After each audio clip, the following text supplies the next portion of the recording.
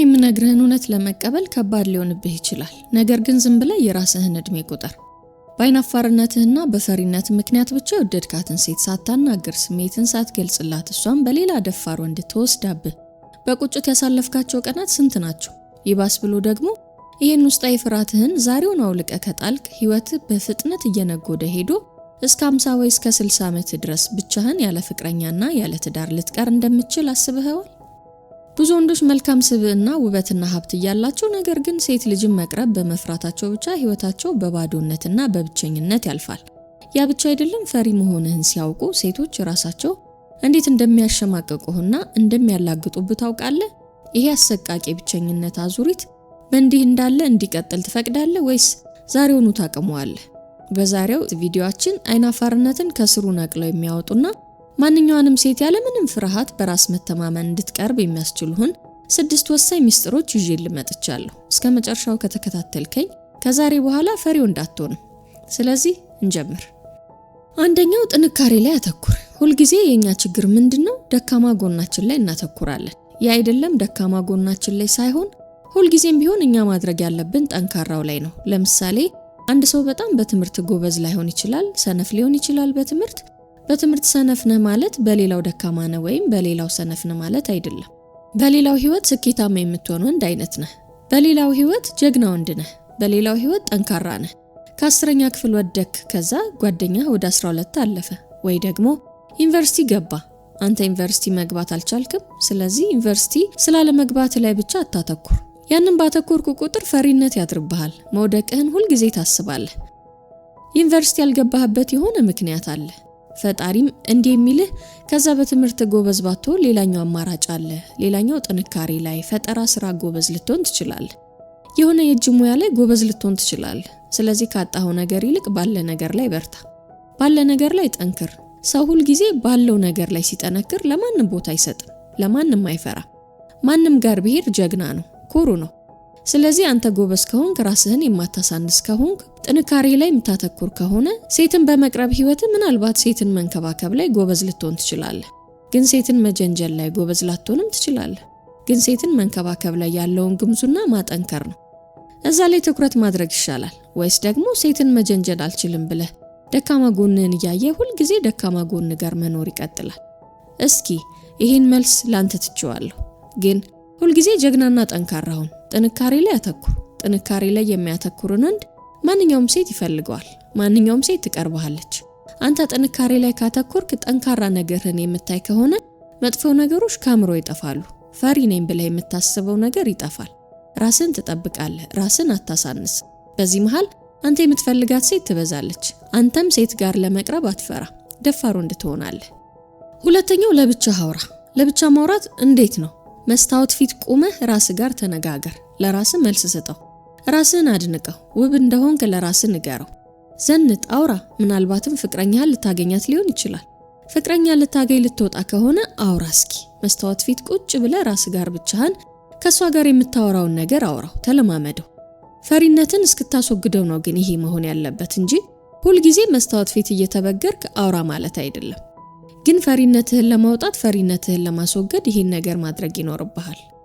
ሶስተኛው ጓደኛህን ምረጥ። በዙሪያ ያሉ ሰዎች በአንተ ህይወት የመወሰን እድላቸው ሰፊ ነው። ለምን መሰለህ? ሰው ውሎውን ይመስላል። ጓደኛውን አይቼ ማንነቱን ገመትኩ የሚባል ነገር አለ። ጓደኛህን ምረጥ።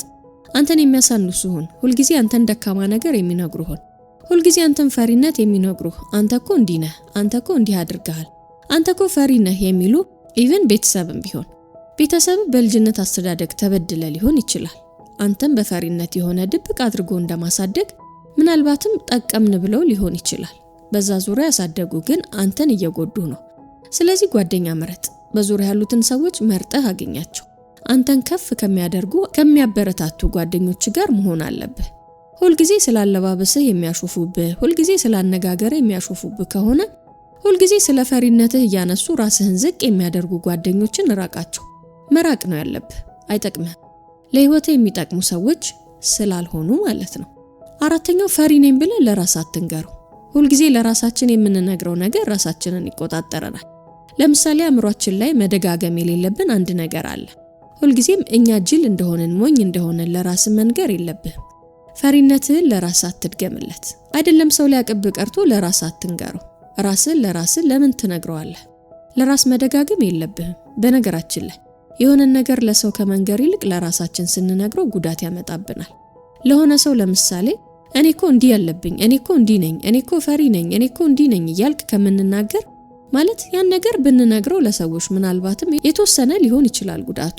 ግን ለራሳችን ጎዶላችንን ተደጋጋሚ የምንነግረው ከሆነ ራሳችን ላይ ነው የሚጠመጠመው። እንደ እባብ ራሳችን ላይ ተጠምጥሞ አይለቀንም። ስለዚህ አንተ ሴትን መቅረብ የምትፈልግ ከሆነ ፍርሃትህን አስወግድ። ሴት ጋር መድረስ፣ ሴትን መቅረብ፣ ሴትን ማፍቀር፣ ሴትን መውደድ፣ ሴትን ልጅ መጠየቅ፣ ሚስት ማድረግ፣ ፍቅረኛ ማድረግ፣ የልጆች እናት ማድረግ የምትፈልግ ከሆነ ፈሪነትህን ለራስህ አትንገረው። በፍጹም አትድገመው። እኔኮ ፈሪ ነኝ ብለህ ለራስህ በፍጹም አትድገመው። የፈለገ ነገር ቢሆን ካምሮ ይህንን ነገር ማውጣት አለብህ። ምናልባት ዛሬ ፈሪ ነኝ ብለህ አስበህ ሊሆን ይችላል።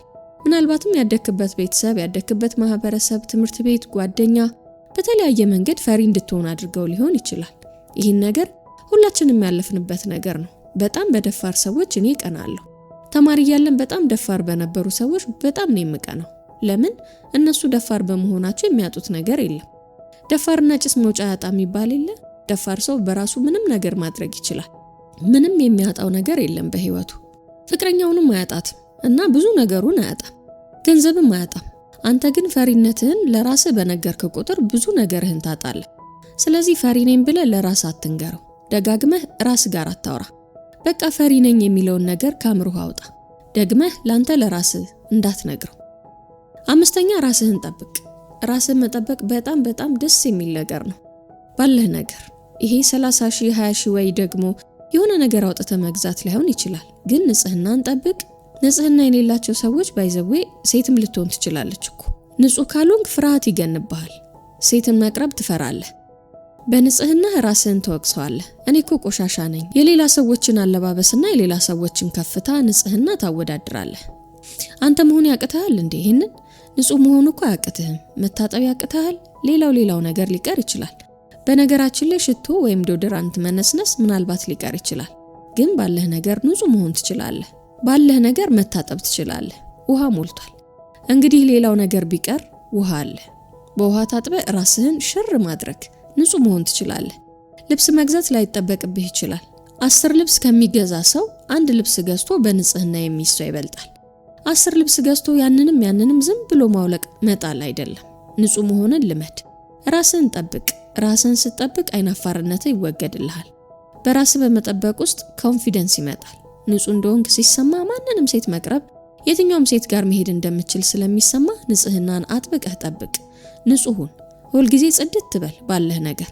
በሌለ ነገር አላልኩ። ንጽህና መጠበቅ መግዛት፣ መልበስ፣ የሆነ ቤት ሄደ ሱሪ መግዛት፣ ሸሚዝ መግዛት፣ ሹራብ መግዛት ላይሆን ይችላል።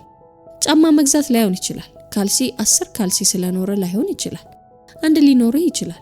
አንድ ሱሪ፣ አንድ ቲሸርት፣ አንድ ካልሲ፣ አንድ ጫማ ሊኖርህ ይችላል።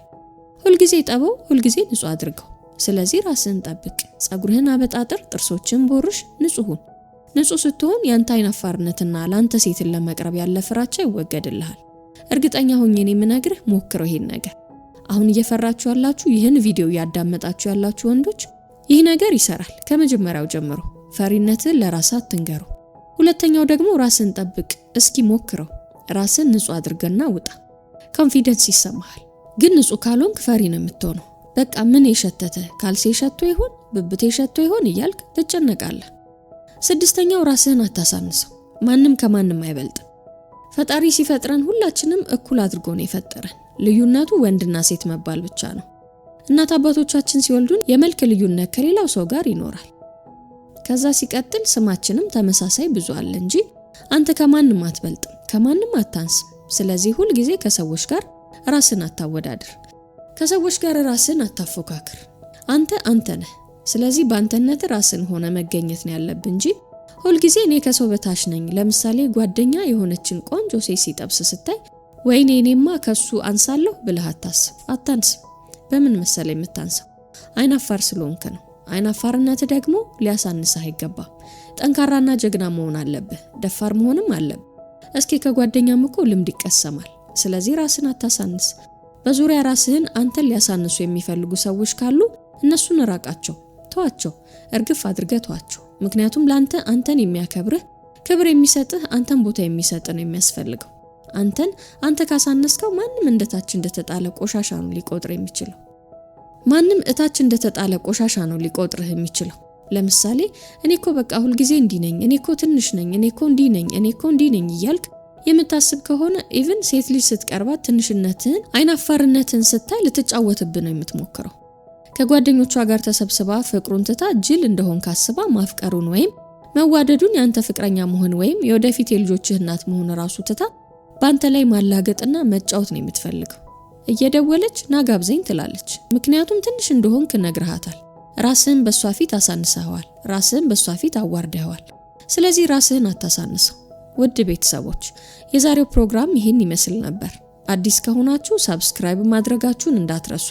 ሐሳብ አስተያየቶቻችሁንም ኮሜንት ላይ አስቀምጡልኝ። እንዲሰራላችሁ የምትፈልጉት ሐሳብ ካለ ጻፉልኝ። እኔ ሰራላችሁ ይሆናል። መልካም ጊዜ ይሆንላችሁ።